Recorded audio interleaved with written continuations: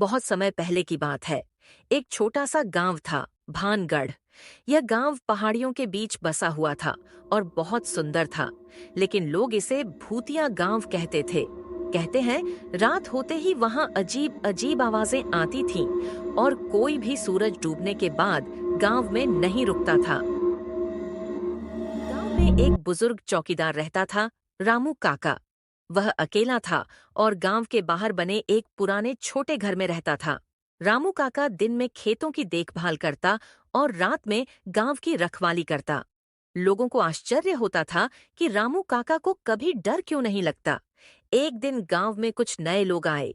वे शहर से थे और उन्होंने सुना था कि भानगढ़ गांव में भूत रहते हैं। उन्होंने रामू काका से पूछा, काका, क्या ये सच है कि यहाँ रात में भूत आते हैं?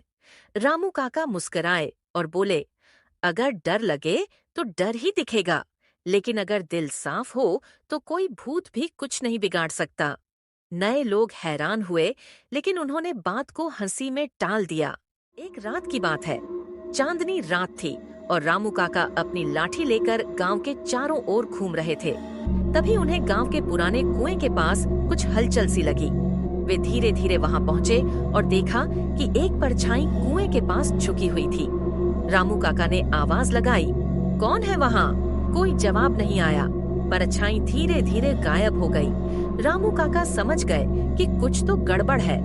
अगले दिन उन्होंने गांव के प्रधान को बताया, लेकिन प्रधान ने कहा, रामू काका, आप बहुत बूढ़े हो गए हैं, आपको भ्रम हो रहा होगा। लेकिन रामू काका जानते थे कि उन्होंने जो देखा वह कोई सपना नहीं था। कुछ ही दिनों में गांव में अजीब घटनाएं होने लगीं। रोज रात को एक काली बिल्ली उनके घर के आगे से गुजरती, किसी के खेत में अजीब निशान बन जाते।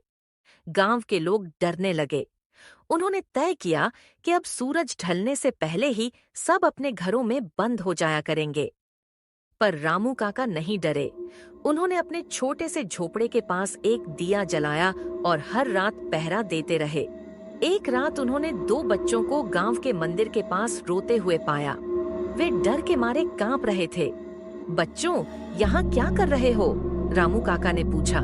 बच्चों ने रोते हुए कहा, हम खेलने निकले थे, लेकिन एक बूढ़ा आदमी काले कपड़ों में हमें बुला रहा था। वह बहुत डरावना था। रामू काका समझ गए कि गांव में कोई खेल खेल रहा है। या तो कोई इंसान डर फैला रहा है या फिर कोई और शक्ति। अगली रात रामू काका ने तय किया कि वो उस बूढ़े आदमी का पीछा करेंगे। उन्होंने झोपड़ी में दिया जलाया और लाठी लेकर गांव के मंदिर के पास छिप गए। आधी रात होते होते उन्होंने देखा कि सचमुच एक कपड़ा पहने हुए आदमी मंदिर की ओर आ रहा है। रामू काका ने हिम्मत से उसका पीछा किया। वो आदमी धीरे धीरे गांव के पुराने किले की ओर चला गया। रामू काका भी पीछे पीछे गए। किले में घुसते ही वह आदमी अचानक गायब हो गया। लेकिन रामू काका ने हार नहीं मानी। उन्होंने किले के अंदर एक तहखाना खोजा, जिसमें से हल्की रोशनी आ रही थी। वहां जाकर देखा तो पता चला, कुछ लोग गांव में डर फैलाकर वहां खजाना ढूंढ रहे थे। वे लोग भूत बनकर लोगों को डराते थे ताकि कोई रात में बाहर न निकले। रामू काका ने तुरंत गांव के प्रधान और पुलिस को बुलवाया। उन लोगों को पकड़ लिया गया। गांव में जो भूतिया डर था वो अब खत्म हो गया। अब भानगढ़ गांव फिर से हंसने खेलने लगा। बच्चे बेखौफ बाहर खेलने लगे और लोग रात में भी खेतों की रखवाली करने लगे। सबने रामू काका को धन्यवाद कहा। रामू काका बोले, भूत वही दिखता है जिससे हम डरते हैं। अगर हम सच्चाई और हिम्मत से काम लें तो कोई डर टिक नहीं सकता।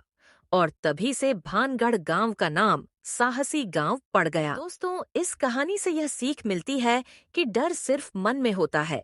अगर हम सच्चाई और बहादुरी से काम लें तो कोई डर टिक नहीं सकता। जो चीजें हमें डरावनी लगती हैं, उनमें अक्सर कोई न कोई सच छिपा होता है। हमें उस सच को खोजने की हिम्मत रखनी चाहिए। इसी के साथ यह कहानी पूरी हुई। अगर आपको ये कहानी अच्छी लगे तो वीडियो को लाइक और चैनल को सब्सक्राइब जरूर करना, ताकि आगे भी आपके लिए ऐसी इंटरेस्टिंग कहानी ला सके।